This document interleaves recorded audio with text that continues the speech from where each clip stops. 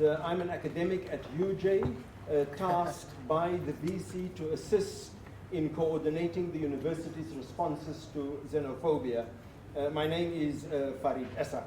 So between Ms. Mabuza and I, we will be trying to run the symposium as effectively as possible. Over to my colleague, Ms. Mabuza, to do some of the introductions. Thank you very much, Prof. Ladies and gentlemen, such an honor and a pleasure to be in your presence this afternoon, talking about the subject that we're going to talk about. I have been waiting with bated breath to listen to the input that we're going to receive, so I won't waste any time. I'll now call on the Vice Chancellor of this institution, Prof.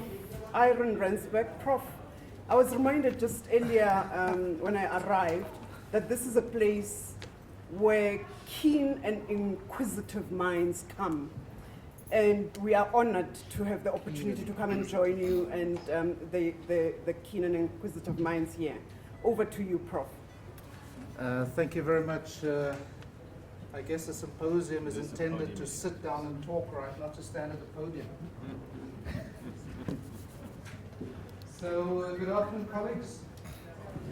And a warm welcome from my side. I know that the audience is really distinguished, Minister. And I'm really grateful that you've been able, together with Busi and Jeff at IDC, and of course Farid here, who calls himself an academic here at the university. It is really a great honor to extend a warm welcome to all of you distinguished ladies and gentlemen. I have to recognize some colleagues who are present. Let me begin, and please forgive me for the in protocol. So the DM, warm welcome, sir. It's a great honor to have you as well, and of course, Minister, I've already had the opportunity, as usual, to have a warm welcome and a warm conversation with you. The CEO and the chair of the IDC, again, a warm welcome to the university.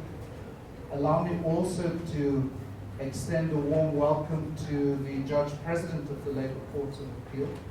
It's a great honor to have you here as well, sir. Warm welcome. The President of COSATU, you would have seen sneak in. Warm welcome, sir. The SG of FEDUSA, warm welcome. And there are so many other distinguished colleagues. There are other academics of the university, by the way, who also call themselves academics of the university, Rensburg. And there are other leaders as well.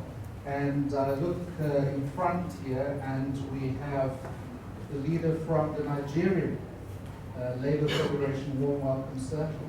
And I'm standing here in front of my former colleague and former commissioner on the National Planning Commission. And I can go down the line of inviting colleagues. And I know that many of you are deputizing or representing leaders as well. So warm welcome to our colleagues from business and industry, from civil society, including our local council, who's also been able to join us here this morning. So warm welcome, ma'am. So I simply want to, as I extend a warm welcome, Minister and distinguished colleagues and friends, I want to say that as we celebrate and dialogue this Africa Day, it seems to me that at the same time as our economy takes center stage in this, the 21st century, and I refer to our continent's economy, as that economy takes center stage in this, the 21st century, and as our planet's imperil deepens, our present and future state seems, I suggest, far less clearer and far more murkier than we think it the case to be.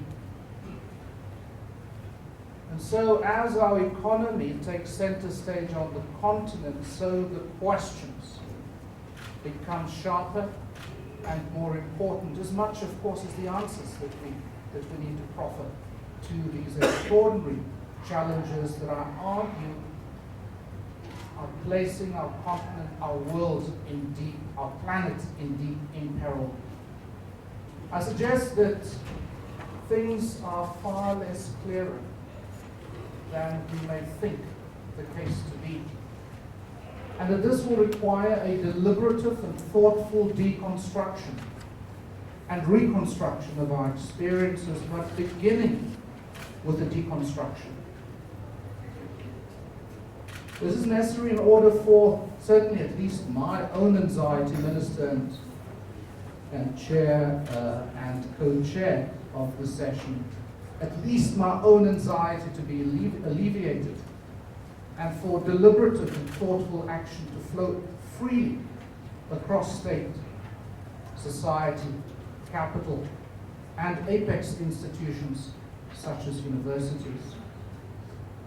I make this remark because all of the evidence I suggest in front of us that seems to imply the acceleration of what Achille Mbembe calls the emptying out of the nation state and of human society. The evidence in front of us seems to suggest that this idea of emptying out is accelerating, and that even that is placing our planet, our continent, and of course South Africa in peril. What are some of these things in front of us? Massive flows of people across borders and across oceans, accompanied, of course, by what we have seen recently here in South Africa in 2008 and before, but of course not only in South Africa, in West Africa, in East Africa, in Central Africa, in North Africa, across our continent over the last decade. It seems the intensity of xenophobia and xenophobic outbursts is not only increasing, but also widening its reach. We observe deepening food insecurity, massive and unabated urbanization. And I say, importantly, along the dominant resource-intense and unequal development path. We see economic growth without jobs. We see deepening poverty despite the MDGs. We see widening inequality. We see deepening and widening gender inequality. We see wider ranging wars now extended from the traditional sources of those wars, in particular those of control over states and resources, to a new epoch of religious wars. We see a new scale of wider and deeper corruption and greed across state, capital, and society. We observe deeper and wider scales of climatic and human-precipitated disasters. We observe weaker and weaker state capacity to respond dynamically and effectively to the new challenges. And resultantly, we see more and more predatory and parasitic behavior in our nation states and human society. Just in the space of the university, consider the rise of the for-profit schools and colleges and universities across Central, Eastern, and West Africa. Unabated rise of for-profit colleges and universities. I suggest, secondly, that it is self-evident that nation-states will struggle on their own in this avalanche of challenge, and that region and continent building must occupy a far higher place in our thinking and action. It is self-evident in this regard that more must be done on reflection, on theorizing, on dialoguing a future Africa that is inclusive and prosperous. Recently at an important seminar in Cape Town, hosted by the Center for Conflict Resolution, important recommendations were made in respect of region building. And I end with these observations from this source. It draws attention to some of what I call the major obstacles to Africa rising. That is Africa rising being fulfilled. That is our destiny being realized. It notes infrastructural, it notes trade and non-trade barriers, it notes state building, and it draws important reference to region building and to continent building. It highlights the importance of strategic nation states in West, in East, in North, and in Southern Africa to be activated. And of course, these are academics at universities, right? So let's recognize the limitation sometimes of the view.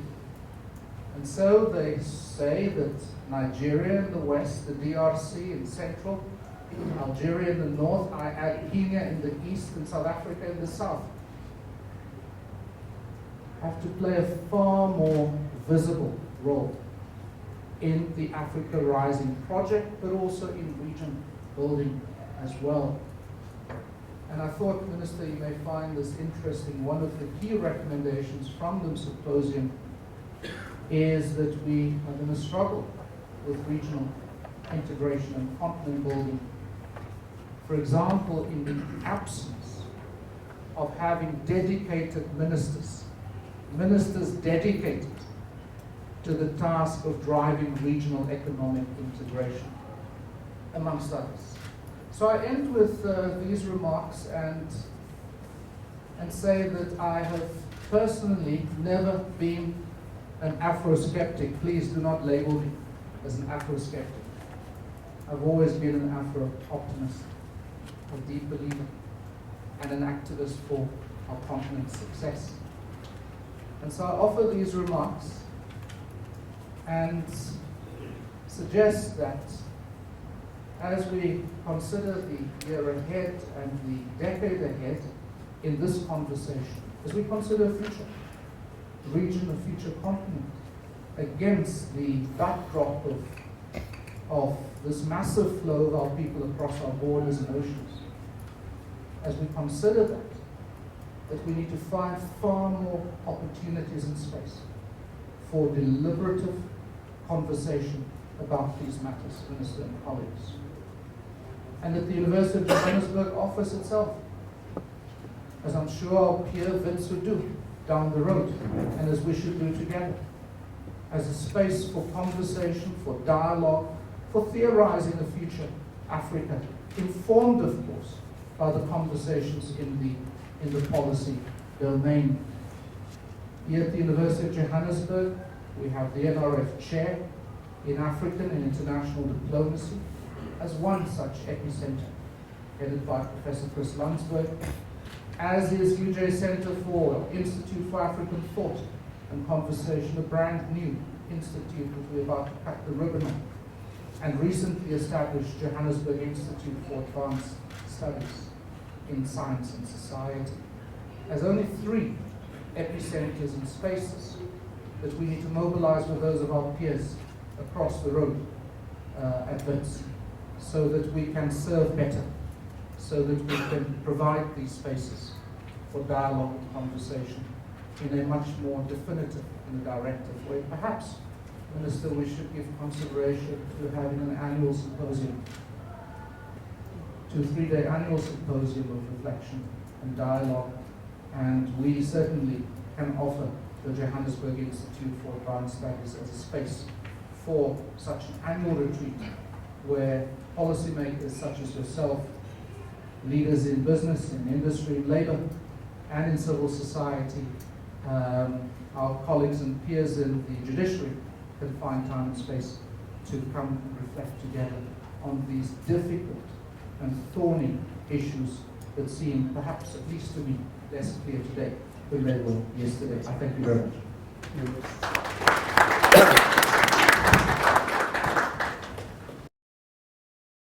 The University of Johannesburg. Rethink, reinvent.